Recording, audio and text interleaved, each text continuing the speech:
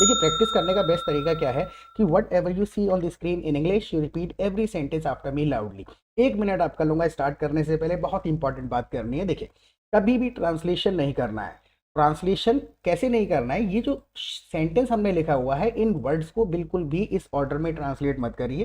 Feeling को समझिए, पहले समझना पड़ेगा हम कहना क्या चाहते हैं। जब आप फीलिंग को एक्सप्रेस करेंगे तो आपको पता लगेगा how easy the English is. लेकिन हम इसको बहुत ज़्यादा मुश्किल कर देते हैं by translating this sentence into English in the same word order. इन शब्दों को भूल जाइए, फीलिंग समझिए। जैसे एक दोस्त ने कहा, हेल्थ को लेके बातचीत चल रही है दोस्तों के बीच में, दोस्त ने कहा आजकल मेरी तबीयत ठीक नहीं है। अब देखिए हम इन सारे शब्दों को ट्रांसलेट नहीं करेंगे, तबीयत की कोई इंग्लिश ढूंढने की कोशिश नहीं करनी है। आप समस्या को समझिए, क्या बताने की कोशिश कर रहा है। हेल्थ अच्छी नहीं है, बुखार जैसा महसूस हो रहा है, आलस है, कमजोरी है। जब आप फीलिंग को बताएंगे तो आपको 100 अल्टरनेट दिमाग में आएंगे। अच्छा इस बात को कैसे कहा जा सकता है। देखिए एक तरीका बिल्कुल बेसिक ये हो गया, my health is not good these days. My health is not good these days, आजकल मेरी तबीयत ठीक नहीं है। अब इसमें ऑल्टरनेट्स की बात आती है। देखिए अब मान के चलिए कि दीज डेज है, कंफ्यूजन कहाँ से शुरू होगा। आप ऐसे कहिए my health is not good now days, ठीक है। आप ऐसे कह दीजिए currently my health is not good, इसका मतलब भी वही है। तो 3 ऑल्टरनेट हमको यहाँ पर पता चले, करंटली कह सकते हैं, दीज डेज कह सकते हैं, नाउ डेज कह सकते हैं। आप स्ट्रक्चर की बात आती है, एक सेंटेंस को देखिए कितने तरीके से कहा जा सकता है, बहुत इजी है। पूरा सेशन देखिए, लॉजिक समझ में आएगा। अब इस सेंटेंस को यहाँ से स्टार्ट कर दीजिए, now days my health is not good. बिल्कुल बेसिक ये 4 ऑल्टरनेट है हमारे पास में। अब इसी चीज को आप दूसरे तरीके से बोल के देखिए। अभी मैं आपको एक इंपॉर्टेंट बात और बताता हूं। आप इसको ऐसे बोल दीजिए, आई am feeling off these days. Of का मतलब भी होता है फिजिकली आप वीक महसूस कर रहे हैं, so I am feeling off these days, इसका मतलब भी आजकल मेरी तबीयत ठीक नहीं है। तो हमने जितने तरीके से कहा, हमने मैसेज पहुंचाने की कोशिश करी है, वो मैसेज हमारा जा रहा है। तो करना क्या है, लिटरली इन शब्दों को यूज नहीं करना है, फीलिंग को पहले समझना है। 300 करीबन सिचुएशंस होती हैं, 300 सिचुएशंस के हिसाब से हमको सेंटेंस का स्ट्रक्चर पता होना चाहिए। अब देखिए इंपॉर्टेंट बात क्या है। देखिए जब हम इंग्लिश सीखने की शुरुआत करते हैं तो सबसे पहले हमारे माइंड में क्या आता है कि हम बिल्कुल गलती ना करें, परफेक्ट बोलने की कोशिश करते हैं। बस वही हमको नहीं करना है, क्योंकि लिटरल ट्रांसलेशन ऑलमोस्ट इम्पॉसिबल है। आपको करना क्या है, आप काम चलाने की कोशिश करिए। शुरुआत में आपका पर्पस होना चाहिए कि मेरी बात कैसे सामने वाले तक पहुंचे। आपकी बात पहुंचने लग जाएगी, उसके बाद एनहेंसमेंट की बात आती है, राइट। फिर इन सेंटेंसेस को और ज्यादा परफेक्टली बोलना शुरू कर देंगे, धीरे धीरे सुधार होता जाएगा। तो स्टार्टिंग में क्या करना है, बिल्कुल परफेक्टली ट्रांसलेट नहीं करना है, मैसेज को समझिए, घुमा फिरा के बेसिक वर्ड्स को यूज करके मैसेज पहुंचाइए। मान के चलिए तुम्हें क्या हुआ, अब दूसरा दोस्त पूछ रहा है कि आजकल तुम्हें क्या हुआ। पहले दोस्त ने कह दिया आई am feeling off these days, मेरी तबीयत ठीक नहीं है। दूसरा दोस्त कह रहा है तुम्हें क्या हुआ। अब इस बात को हमको पूछना है, तो नॉर्मल कह सकते हैं व्हाट हैपेंड टू यू, आपको क्या हो गया। देखिए कितने सेंटेंसेस बोल सकते हैं, व्हाट हैपेंड टू यू, आपको क्या हो गया। अब हमको अगर कंटिन्यूटी जतानी है, फिर आती है एनहेंसमेंट की बात, राइट। इसको और परफेक्टली है, दीज डेज की जब उसने बात करी है दोस्त ने, तो मुझे कंटिन्यूटी ही पूछनी है कि भाई आजकल क्या हो रहा है तुम्हारे साथ। Getting my point. सो आप इस चीज को ऐसे बोल के देखिए, what's going on with you. अब यहाँ पर लॉजिक कहाँ से आता है, तोड़ तोड़ के टुकड़ों में सेंटेंसेस होते हैं, सिचुएशंस होती है, उनको जोड़ के एक पूरी की पूरी बात को पहुंचा दिया जाता है। देखिए गोइंग ऑन हम यूज ऐसी ही कंडीशन में करते हैं जहां कंटिन्यूटी की बात होती है। सो व्हाट्स गोइंग ऑन, क्या चल रहा है। Getting my point. तो वहां से वो लॉजिक आ गया निकल के, what's going on with you, यानी कि आपके साथ आजकल कैसा हो रहा है, या फिर how are you feeling these days. Message ऐसे भी चला जाएगा, how are you feeling these days, right. Look at the next sentence. इस बात को और भी कई तरीके हो सकते हैं कहने के। तो अगर आपके माइंड में कोई सेंटेंसेस आते हैं तो आप अपने सेंटेंसेस कमेंट सेक्शन में लिख सकते हैं। आपके सेंटेंसेस ठीक होंगे then I give you a like, और गलत होंगे तो हम उनको करेक्ट कर देंगे और एक्सप्लेन कर देंगे कि आपने कहाँ गलती कर दी है। Alright, so please be active in comment section. देखिए अब एक सेंटेंस है, कई दिनों से मेरी सर्दी ठीक नहीं हो रही है। कई दिनों से मेरी सर्दी ठीक नहीं हो रही है। एक और समस्या है, होता क्या है कि ये सेंटेंस जो हमने हिंदी में बोला है इससे मैसेज चला गया, लेकिन इसी बात को हम एक ही सेंटेंस में इंग्लिश में बोलने की कोशिश ना करें।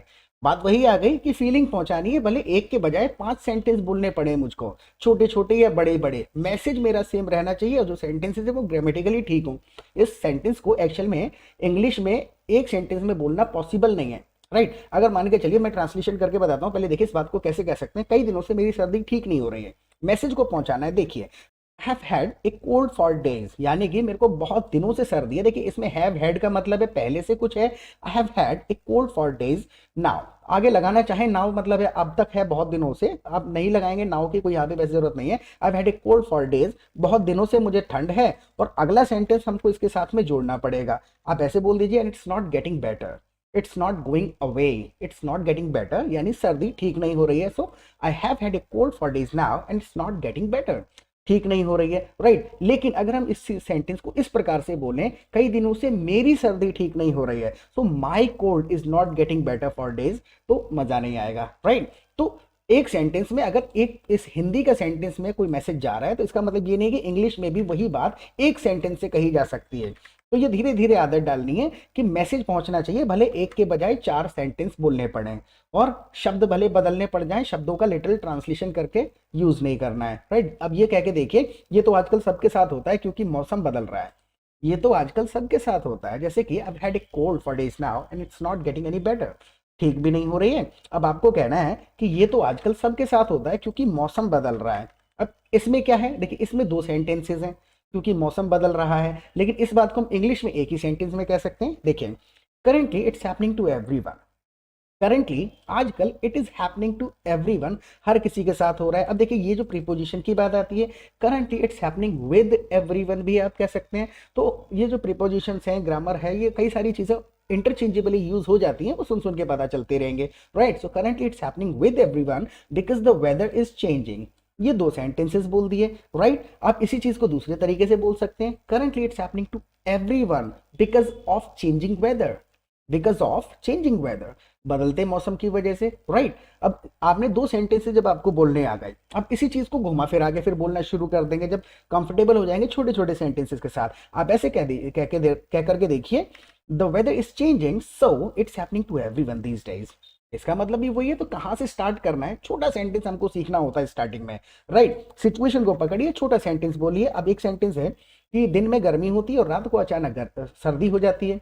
दिन में गर्मी होती है और रात को अचानक सर्दी हो जाती है। तो अब हमको तुरंत याद आ जाना चाहिए, जब भी हम सिचुएशन की बात करते हैं तो हम कह देते हैं it is hot, it is cold, getting my point, there is a temple, there is a teacher, there is a school. तो सिचुएशन बताने की हम यहाँ पे कोशिश कर रहे हैं। दिन में गर्मी होती है, गर्मी कब होती है, दिन में गर्मी होती है। तो देखिए स्टार्टिंग हमको पता होनी चाहिए, इट्स हॉट, गर्मी है तो इट्स हॉट, और होती है तो it's hot during the day, दिन में गर्मी होती है and it gets cold at night, सर्दी में रात को ठंडा हो जाता है। So it's hot during the day and it gets cold at night, रात को सर्दी हो जाती है। व्हाट द पॉइंट, इट क्यों इस्तेमाल कर रहे हैं, because talking about situation, situation बता रहे हैं बस। Look at the next sentence, ये समस्या उनको ज्यादा होती है जो मेहनत का काम नहीं करते, ये समस्या उनको ज्यादा होती है जो मेहनत का काम नहीं करते। अब ये चीजें हमको पता होनी चाहिए कि स्टार्टिंग कहाँ से होगी एम्फेसाइज करने के लिए। 300 करीबन स्ट्रक्चर्स होते हैं, वो हमको पता कर लेने हैं, वो सुन के समझ में आ जाएगा आपको। 200 से ज़्यादा वीडियोस ऑलरेडी अपलोडेड हैं हमारे चैनल पे। अगर पहली बार वीडियो देख रहे हैं तो चैनल को सब्सक्राइब जरूर कर लीजिएगा और वीडियोस को आप एक्सप्लोर करिए। 10-12 वीडियोस देखेंगे तो ट्रांसलेशन की आदत छूटने लगेगी और फ्लुएंसी आने लग जाएगी, क्योंकि सिचुएशन समझ के बोलने की आदत पड़ जाएगी, राइट। तो ये समस्या, तो सब्सक्राइब प्लीज कर लीजिए। हाँ, ये समस्या उनको ज्यादा होती है जो मेहनत का काम नहीं करते। तो उन लोगों पे जब एम्फेसाइज हमको करना है, सी दोज, यहां पर स्टार्ट करिए, those who don't do physical labour, those who don't do physical labour tend to face this issue the most.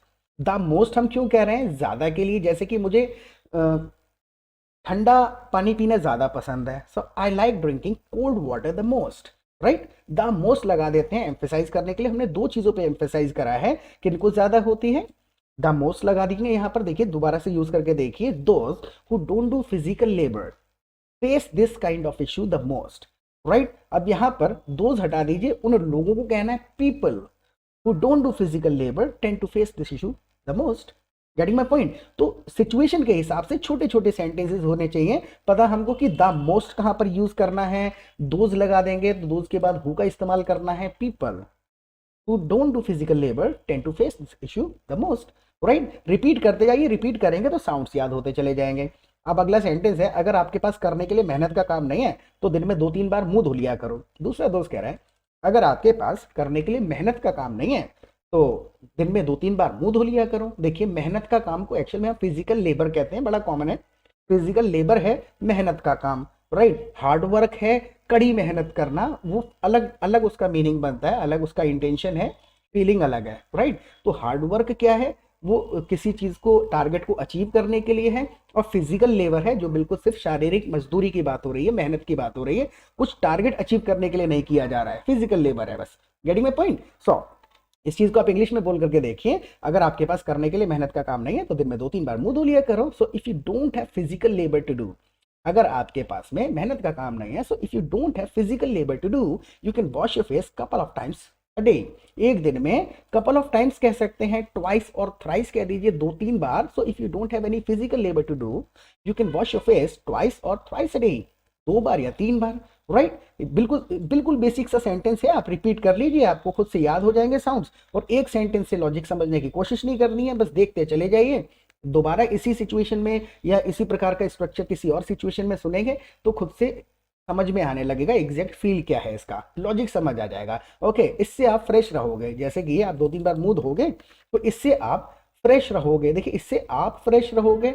Literal translation नहीं करेंगे, इस बात को घुमा के बोल दीजिए, it will keep you feeling fresh, it will keep you fresh. Feeling हटा दो, it will keep you fresh, या फिर it will keep you feeling fresh. इससे आप महसूस करेंगे फ्रेश, राइट। सो कहीं मैं बार बार मुंह धोने से बीमार तो नहीं पड़ जाऊंगा। अब देखिए यहाँ पर क्या है, कहीं ऐसा ना हो जाए, कहीं वैसा ना हो जाए, वो सारा लॉजिक यहाँ पे लेके नहीं आना है। कहीं मैं बीमार तो नहीं हो जाऊंगा बार बार मुंह धोने से। अब इसमें हम क्या कर रहे हैं, इसमें हम श्योरिटी मांगने की कोशिश कर रहे हैं बंदे से, राइट। तो मैं ऐसा कह रहे हो कि मैं मुंह धो लिया करूं, कहीं मैं बार बार मुंह धोने से बीमार तो नहीं पड़ जाऊंगा। सो देखिए कहने का तरीका, are you sure.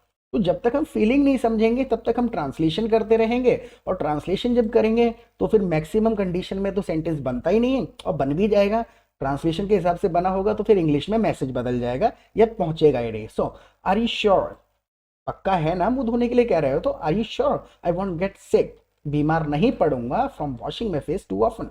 To often है कई बार, अक्सर के लिए। ऑफन का मतलब होता है अक्सर, और टू लगा के यानी टू मैनी वाला टू है, ये कई ज्यादा क्वांटिटी के लिए यूज कर रहे हैं। So are you sure I won't get sick from washing my face too often, यानी बार बार मुंह धो के मैं बीमार तो नहीं पड़ूंगा। Are you sure, getting my point. तो फीलिंग को समझना है, रिपीट करके देखिए, are you sure I won't get sick from washing my face too often, right. Look at the next sentence. मुझे लगता है इससे तुम्हारी तबीयत बिगड़ेगी नहीं बल्कि सुधरेगी। अब देखिए लिटरल ट्रांसलेशन मत करिए, आपको मुझे बतानी है कि मुझे लगता है इससे आपको फायदा होगा, नुकसान नहीं होगा। तबीयत बिगड़ेगी नहीं, सुधरेगी, तुम बीमार नहीं पड़ोगे, सेहत तुम्हारी अच्छी हो जाएगी। और इजी कर लीजिए। तो सोच के पहले हमको सेंटेंस को इजी करना है कि हम कहना क्या चाहते हैं। बोल करके देखिए कि मुझे लगता है इससे तुम अच्छा महसूस करोगे, बीमार नहीं पड़ोगे।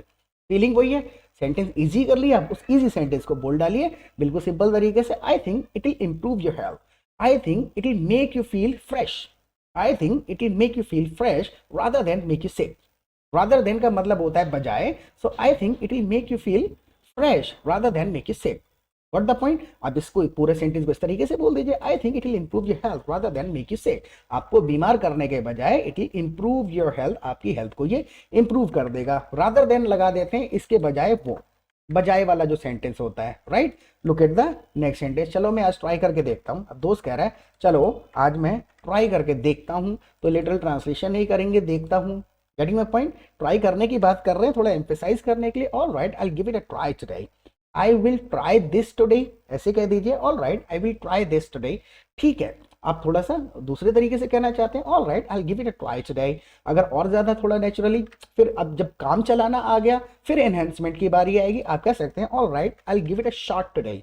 तो जो बिल्कुल नेचुरलिटी आएगी, बिल्कुल नेटिव इंग्लिश कैसे बोलना है हमको, अंग्रेज की तरह इंग्लिश बोलने की जो बात है वो धीरे धीरे आएगा। पहले बेस क्लियर करना है, पहले मैसेज पहुंचाना सीखना है, मैसेज पहुंचाने के बाद सेंटेंसेस को छोटा करना है और फिर नेचुरल करना है, राइट। सो लास्ट सेंटेंस है ये। और सिर्फ मुंह मत धोना, हाथ भी कोहनियों तक धोना और पैर भी धोना।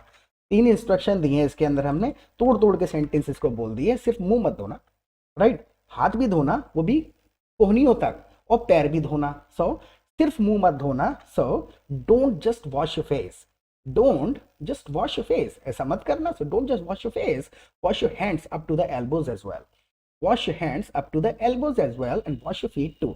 एक तरीका ये हुआ, तोड़ तोड़ के आपको बस बोलना आना चाहिए सेंटेंस। आप इस तरीके से बोल करके देखिए, don't just wash your face, also wash your hands up to the elbow, also लगा दिया आपने, also wash your hands up to the elbow and wash your feet too, पैर भी धो लेना। राइट। तो ये वाला जो है एंड लगा करके ये सेंटेंस अलग है, इन दो सेंटेंसेस को बस कनेक्ट करना आना चाहिए। आप ऑल्सो लगा के यूज कर दीजिए, एज वेल लगा करके यूज कर दीजिए, और भी कई तरीके हो सकते हैं, तोड़ तोड़ के एक एक सेंटेंस बोल दीजिए, तीनों में एंड यूज कर लीजिए बीच में। राइट। तो इस सेशन के बारे में आप प्लीज मुझे फीडबैक दीजिएगा, इससे थोड़ा बहुत आपको लॉजिक ऑफ स्पोकन इंग्लिश समझ में आया या नहीं आया, और प्रैक्टिस करते रहें। फिर मिलेंगे एक नए सेशन के साथ। Till then bye.